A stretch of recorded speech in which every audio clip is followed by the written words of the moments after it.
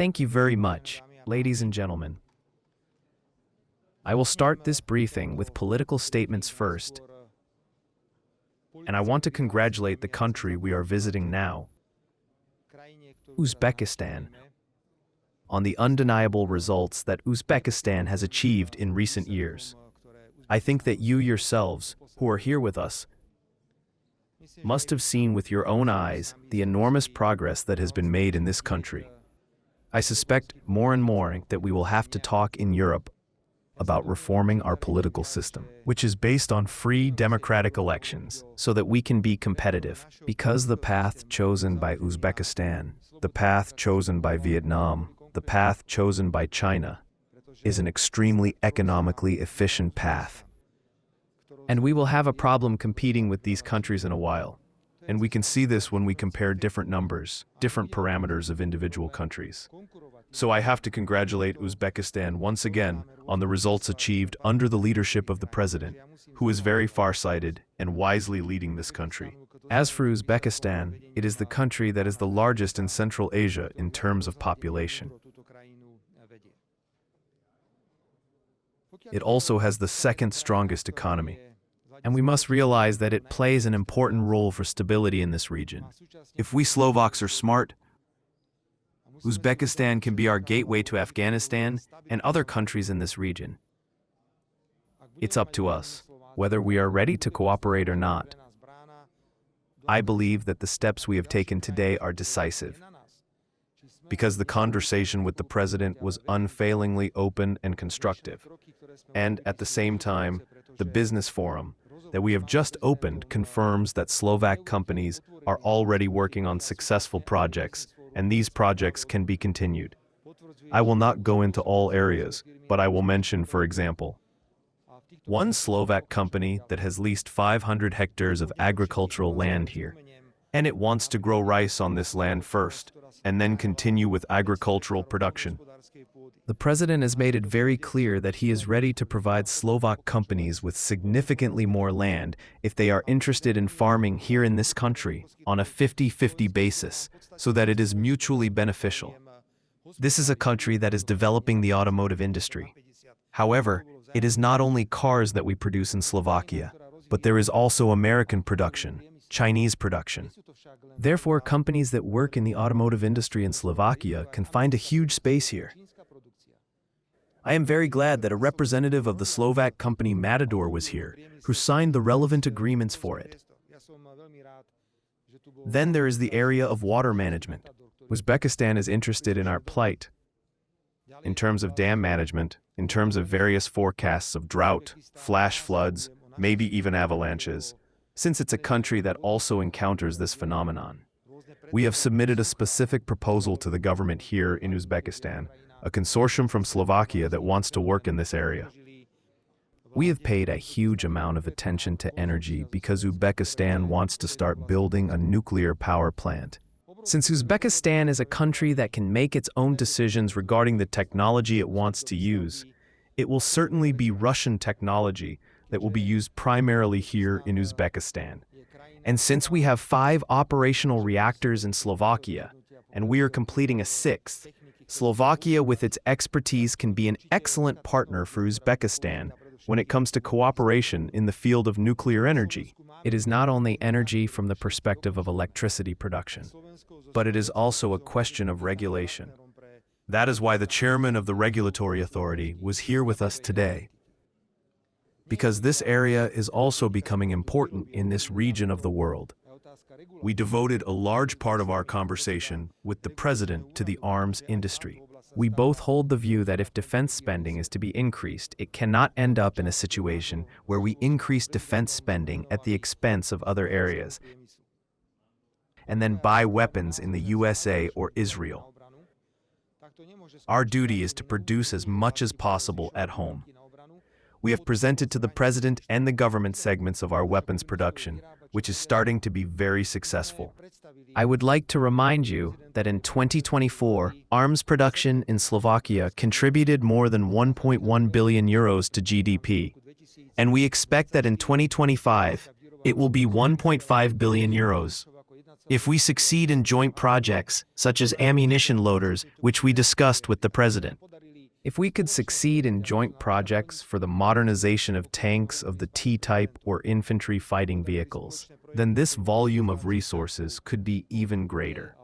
We would spend resources on our own production, on joint ventures.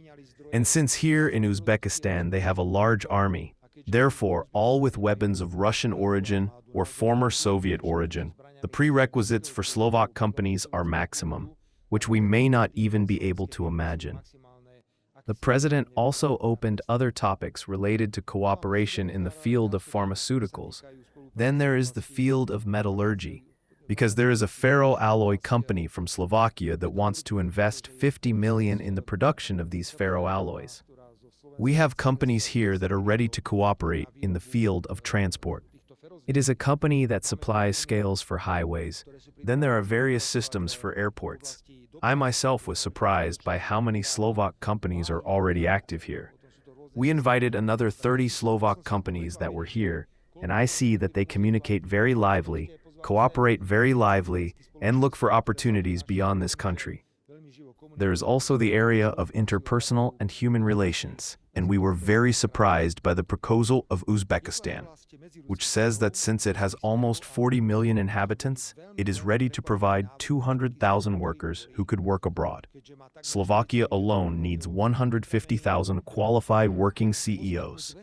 First of all, we are talking about the people we need for industry, especially for companies that are part of the automotive industry. But we are also talking about professions such as nurses.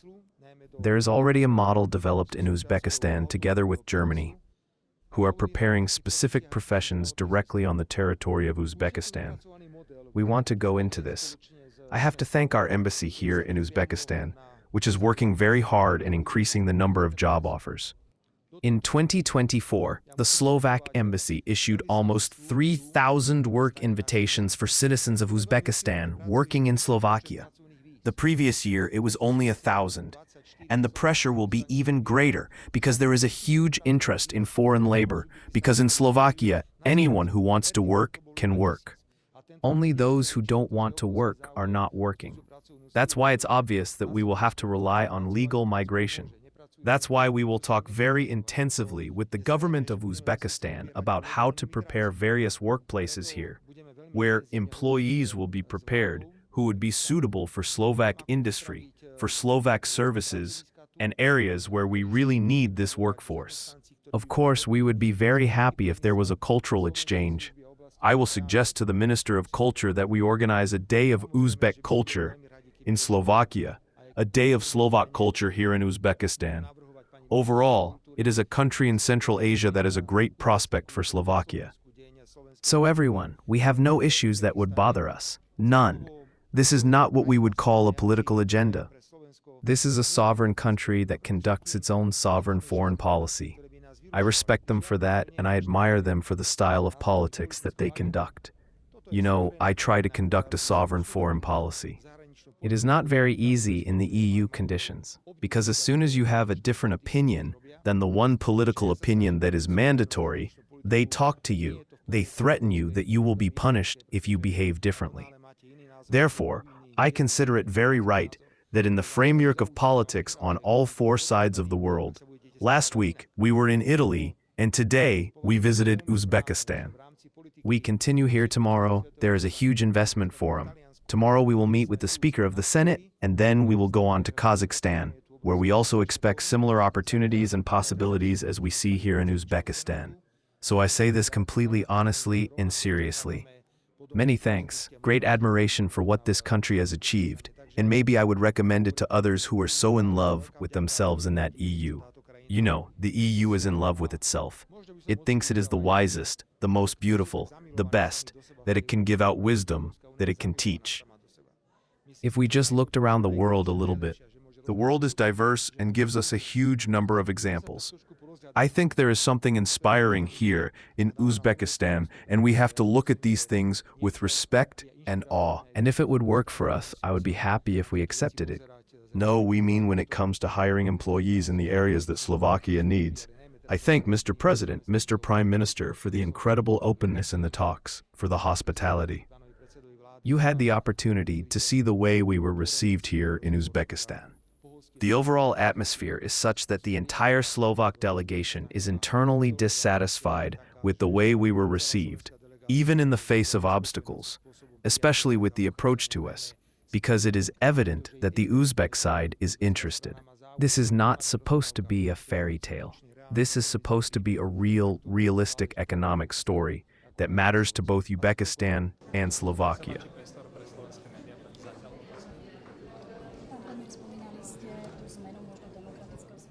No, you're talking again. You're talking outside of reality and you're talking outside of reality again. Panic. I didn't say about changing the democratic regime. I said about changing the political system based on free democratic elections. So please use my words correctly. I'm going to have to defend myself because of how you always twist everything and say whatever you want. Once again, you can't compete when you have 100 political parties. You can't compete when you have a government that is made up of 4 political entities. You can't compete when you spend your energy from morning till night answering stupid questions and fighting senseless battles with fools and half-fools. You know, when you have a country that can fully concentrate on its work, well, that has great advantages. This is simply a country that is built on a strong, wise, and educated president. I am talking about democratic, free parliamentary elections in Slovakia, and a change in the system in that the number of political parties needs to be reduced. We cannot function like this. It can't be 100 parties. It can't be parties that have 4 members. It can't be parties on the verge of being run by people who stole titles. Crazy. That's the change in the political system. We're still dealing with political issues. If I had the opportunity to devote as much energy as I have to use today to repel attacks to what I should be doing, I would perform even better than I do in the given situation. We need to be inspired by the fact that there are systems that are simply set up differently. We can't blame them for anything. Every country can choose its own owner. I'm just saying that these systems are more economically efficient. We have to admit that. You can have a million reservations about the Chinese political system, but China is 100 times more economically efficient than Europe. Even if we run against China, we will never catch up. I am just warning that if we continue to bury ourselves in Europe and feel that we are the ones who should be giving advice and teaching, we will suddenly find that we are behind. So I'm calling for a change in the political system to make it more politically effective. Because get this, in the first year, a government that is made up of 3 parties is just looking for itself. Opozícia túto vašu cestu kritizovala s tým, že mnohé cesty smerujú na východ a že možno tí najväčší ekonomickí partneri sú na západe, ako by ste na to? So I'm just saying that there are more economically efficient systems in the world than ours, which we have in Slovakia, and that's why I'm calling for a reform of this system. But I ask you again, on the basis of democratic, free, and parliamentary elections, not to say something that is not true. The opposition will always criticize everything, because the opposition is only here to do us harm. Take the example of transactional data. They broke public finances, we have to fix them, and when we introduced the transaction tax, they proposed to cancel it. So they broke public finances, and they are preventing the Slovak government from fixing public finances, which it has only fixed. I will pursue a sovereign Slovak foreign policy in all 4 corners of the world. And how can I ignore that China exists? How can I ignore that the Russian Federation exists? That Vietnam exists? That India exists? That Uzbekistan and Kazakhstan exist? Should I ignore that? Not to mention that there are significantly more economic opportunities in these countries than anywhere else. So let's go. I'm going to France tomorrow too. And do you think we'll get the same opportunities there as we get in these countries? So the opposition will always criticize everything, and for every custom, they'll always have a problem with everything. Well, if this opposition ever becomes part of the Slovak government, I know exactly what it will look like. It will go to Brussels with a postcard on its head, and it will be exactly the same as in 2020 to 2023. They will do everything that the European Commission wants from them. Everything in the world, but at the price that Slovaks will feel it firsthand. So how am I supposed to take this criticism seriously?